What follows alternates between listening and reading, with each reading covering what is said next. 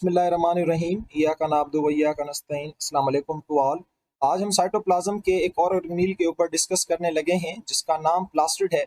और ये वो ऑर्गेनील है जो सिर्फ और सिर्फ जो है वो प्लांट्स के अंदर पाया जाता है। एनिमल के अंदर ये वाला ऑर्गेनील जो है वो नहीं पाया जाता। तो यहाँ पे मैंने लिख दिया है they are special protoplasmic double membrane bound organelle. आपने याद रखना है इसकी जो मेम्ब्रेन होती है डबल होती है।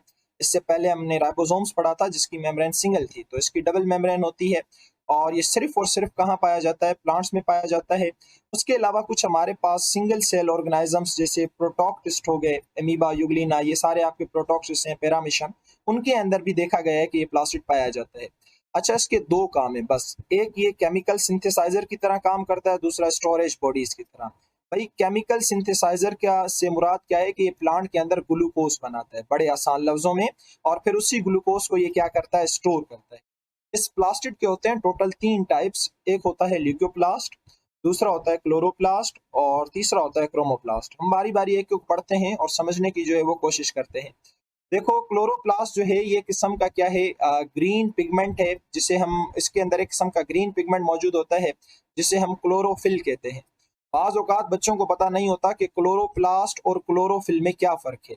देखो, क्लोरोप्लास्ट प्लास्टिड की एक टाइप है और इस टाइप के अंदर एक पिगमेंट पाया जाता है ग्रीन कलर का, हरे कलर का। उस पिगमेंट को क्या कहा जाता है? क्लोरोफिल कहा जाता है।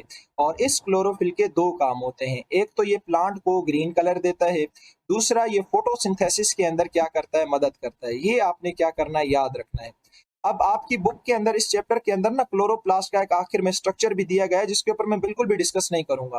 क्यों? क्योंकि बायो एनर्जेटिक्स के अंदर मैं इसके ऊपर ऑलरेडी डिस्कस कर चुका हूं। तो आप क्लोरोप्लास्ट का स्ट्रक्चर वहां पे जाके पढ़ सकते हैं। आप जस्ट लिखना यूट्यूब पे structure of chloroplast by doctor Shahrukh, तो आ जाएगा, वहां से आप इसको पढ़ सकते हो। तो आज के लेक्चर में मैं क्लोरोप्लास्ट के स्ट्रक्चर के ऊपर डिस्कस नहीं करूंगा क्योंकि वो ऑलरेडी मैं अपलोड कर चुका हूँ।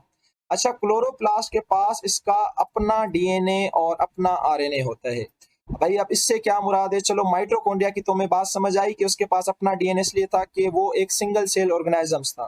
तो क्या क्लोरोप्लास्ट भी यानी प्लास्टिड भी एक सिंगल सेल ऑर्गेनाइजम्स था? क्लोरोप्लास्ट भी एक सिंगल सेल ऑर्गेनाइजम्स था। हाँ बिल्कुल, आप सही सोच रहे हैं। ये क्लोरोप्लास्ट भी एक सिंगल सेल ऑर्गेनाइजम्स था। ये प्लास्टिड पहले एक सिंगल सेल ऑर्गेनाइजम था। फिर ये क्या करता था? फोटोसिंथेसिस करता था, क्योंकि इसके पास क्लोरोफिल होता था, ग्लूकोज बनाता था।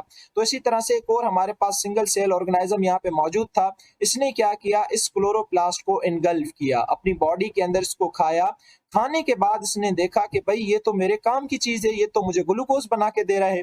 तो इसने इसके साथ भी माइटोकॉन्ड्रिया की तरह दोस्ती कर ली। जिस तरह से माइटोकॉन्ड्रिया से हमने दोस्ती की थी, तो इसने क्लोरोप्लास्ट के साथ भी क्या किया? दोस्ती कर ली। और इस दोस्ती को सिम्बायोसिस कहा जाता है।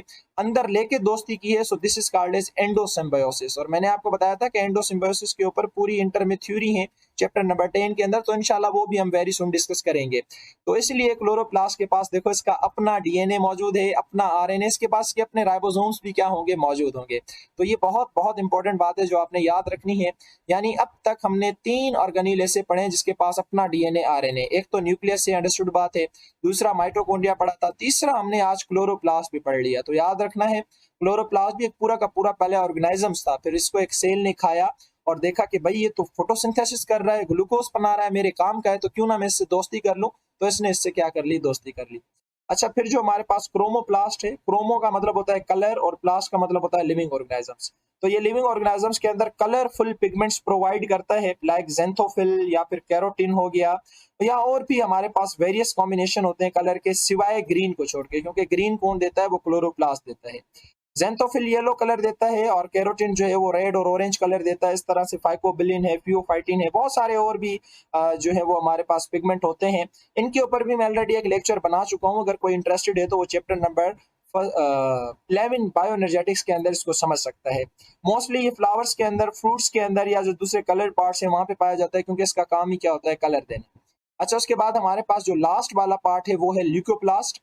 इसको कहा जाता है ये कलरलेस प्लास्टिड होते हैं। इनके पास किसी भी किस्म का कोई कलर नहीं होता और ये लाइट की एब्सेंस में डेवलप होते हैं। भाई लाइट की एब्सेंस में डेवलप होने से क्या मुराद है? यानी कि ये जमीन के जो अंडरग्राउंड पार्ट्स होते हैं, यानी जो रूट्स वगैरह होते हैं ना, मोस्टली ये उनके अंदर ज्यादातर पाया जाता है। ठीक है, इससे मुराद ये है कि ये लाइट की एब्सेंस में जो डेवलप होता है, इससे मुराद ये है कि ये अंडरग्राउंड जो प्लांट के पार्ट होते हैं, जिस तरह से रूट्स वगैरह, तो ये उनके अंदर पाया जाता है।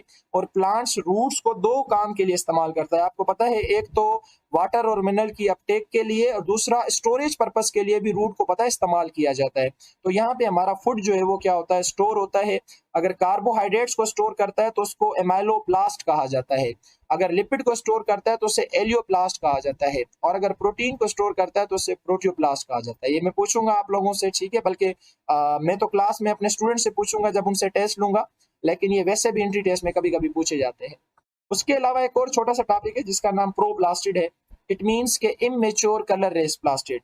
अब जाहिर सी बात है, जब प्लास्टिड बनता है तो उसके तीन टाइप हैं, तीनों डायरेक्ट तो नहीं बनेंगे, आहिस्ता आहिस्ता बनेंगे। पहले इमेच्योर होगा और कलरलेस होगा, फिर आहिस्ता आहिस्ता मेच्योर होता जाएगा और कलरफुल बनता जाएगा। They consist of double membrane, membrane double होती है, लेकिन होता क्या है, ये इमेच्योर है और कलरलेस होता है। इमेच्योर और कलरलेस इसलिए होता है क्योंकि इसके अंदर सही तरीके से क्लोरोप्लास्ट क्रोमोप्लास्ट डेवलप नहीं हुए होते। अब ये क्या करता है, दे मल्टीप्लाई, डिवीजन मल्टीप्लाई करता है, अपने आप को मेच्योर बनाता है, और फिर मेच्योर होने के बाद क्लोरोप्लास्ट भी बना लेता है, क्रोमोप्लास्ट भी बना लेता है और ल्यूकोप्लास्ट भी बना लेता है।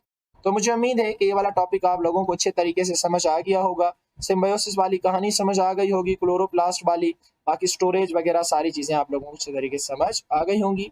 आप इनको पढ़ें, अच्छे तरीके से समझें। जहां प्रॉब्लम होती है आप कमेंट बॉक्स में आके मुझसे पूछ सकते हैं। तब तक के लिए अल्लाह हाफिज, अपना बहुत सारा ख्याल रखिए।